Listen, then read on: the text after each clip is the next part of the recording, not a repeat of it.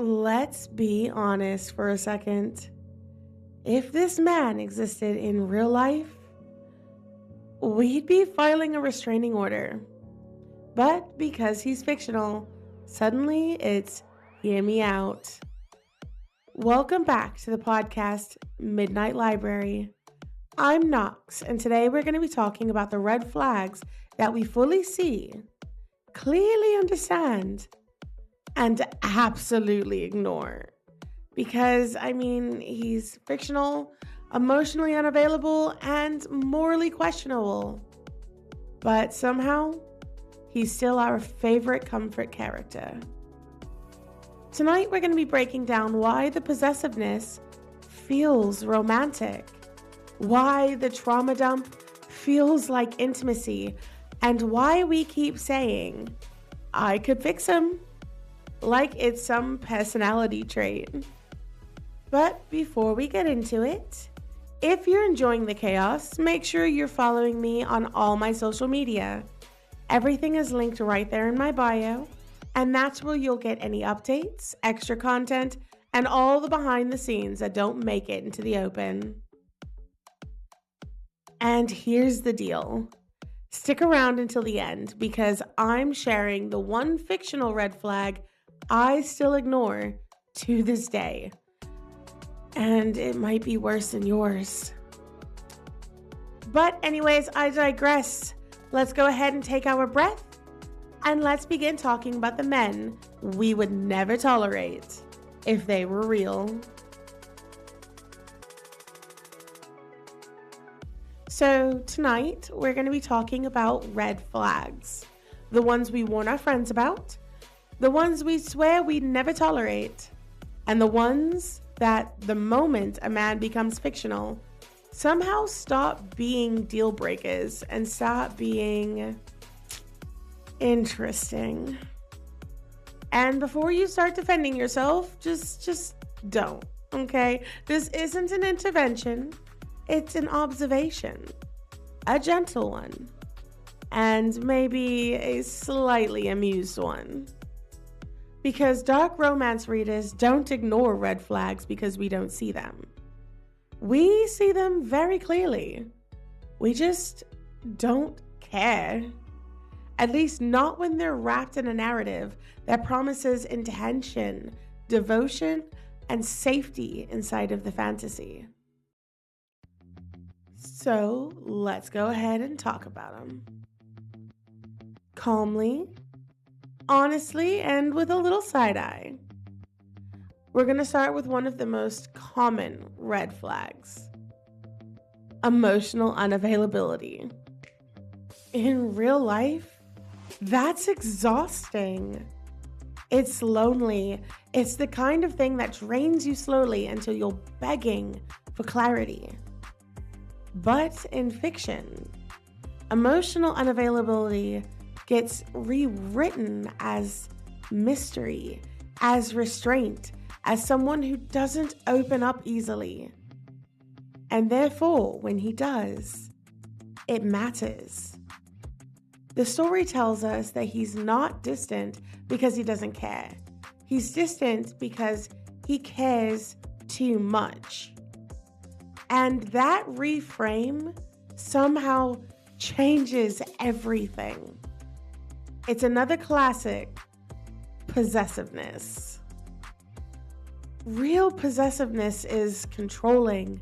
It isolates. It raises alarms for very good, valid reasons. But in fictional, possessiveness is curated.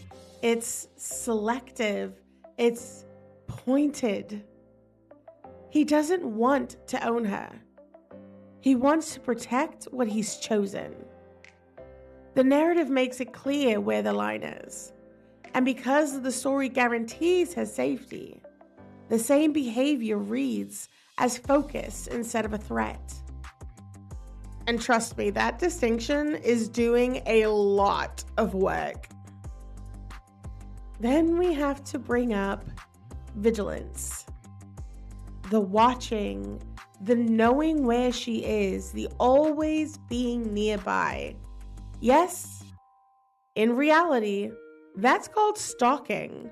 There's no sugarcoating it. But in fiction, it becomes awareness, readiness, the sense that someone is always there, always prepared, and always paying attention.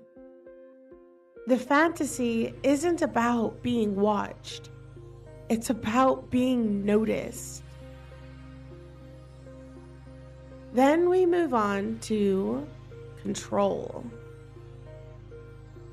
This one always makes people uncomfortable, so we'll take it a little slow.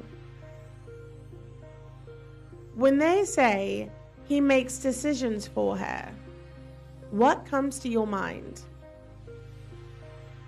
Because in real life, that erases autonomy. However, in fiction, especially for characters who are overburdened, over-responsible, and consistently managing everything, decisiveness can feel like a relief.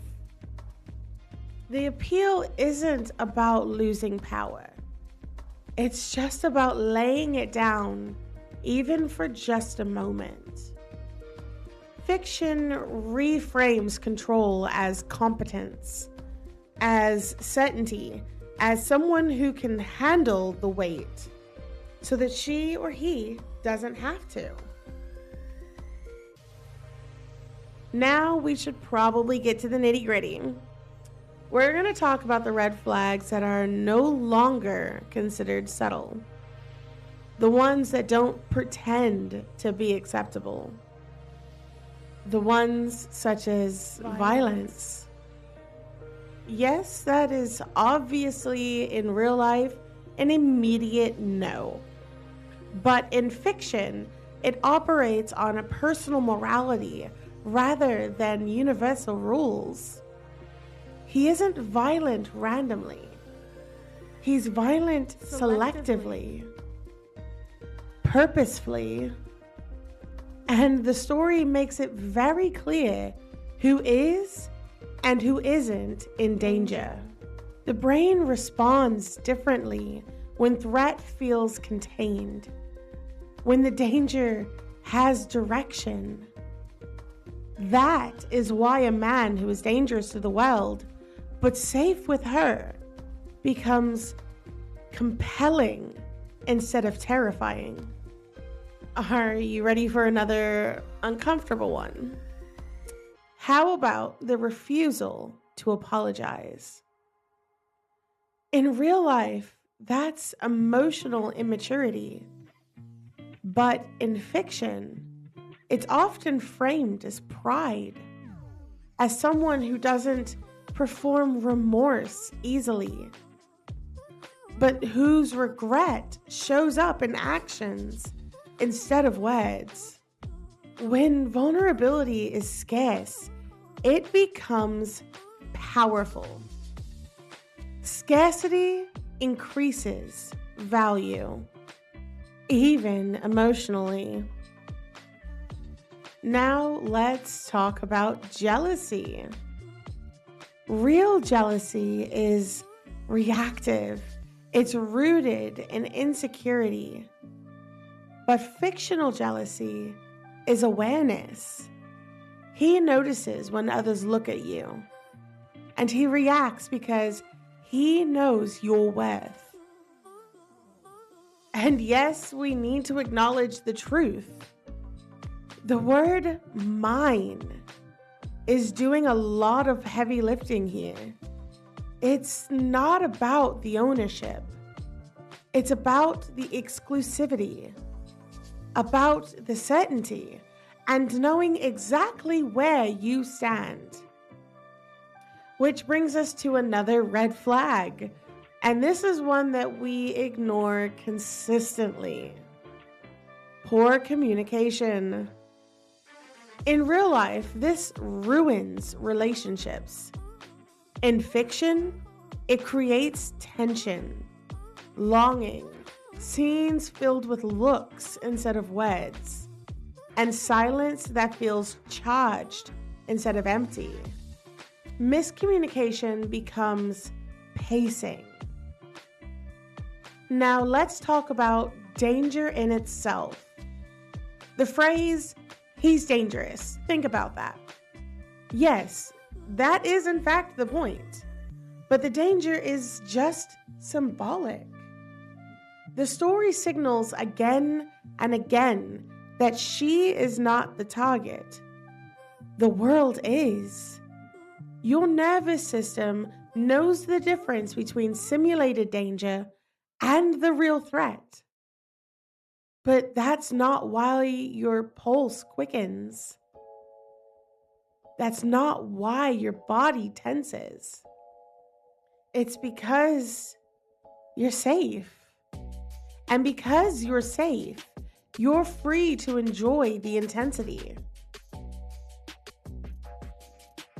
Now, let's talk about that power imbalance that we all love. Because this one really matters. Dark romance often includes differences in strength, status, experience, or authority. The reason this works in fiction is because the narrative guarantees agency. The heroine is choosing. Even when the situation is extreme, the story reinforces that choice again and again. Consent isn't just something verbal, it's structural. And that's the line between fantasy and harm. Here's something important to say plainly. Liking red flags in fiction does not mean that you want them in real life. Research consistently shows that fantasy preference does not dictate real-world desire. Fantasy is just symbolic exploration. Reality is behavior. Knowing the difference between those means you're grounded, not confused. Now, let's flip this around for a moment. Think about the green flags that we insist on in real life. The consistent communication, the emotional availability, the stability, the necessity, the important non-negotiables. But on the page, sometimes they can be just boring. And stories need fiction. They need stakes. They need moments that make you sit up straighter and think to yourself, this is honestly a terrible idea. And keep reading anyways. Red flags aren't instructions. They're narrative tools. And honestly, part of that pleasure is knowing better and choosing worse, especially in a space where it is safe to do so. So, if you've ever thought, if this were real, I'd be gone, while still loving every second of it, then congratulations! You're engaging with fiction exactly as it's intended. Before we close, take a moment to think about your own fictional-only red flags. The ones you would never tolerate in reality, but secretly love it on the page. You don't have to justify it. Desire doesn't need a defense. And here, in the Midnight Library, we don't pretend to be morally perfect. We're just honest. We're honest about what tension does to the heart. So come back soon, my nightlights. The shelves don't get any safer, just more interesting. Softly, slowly, turn the page.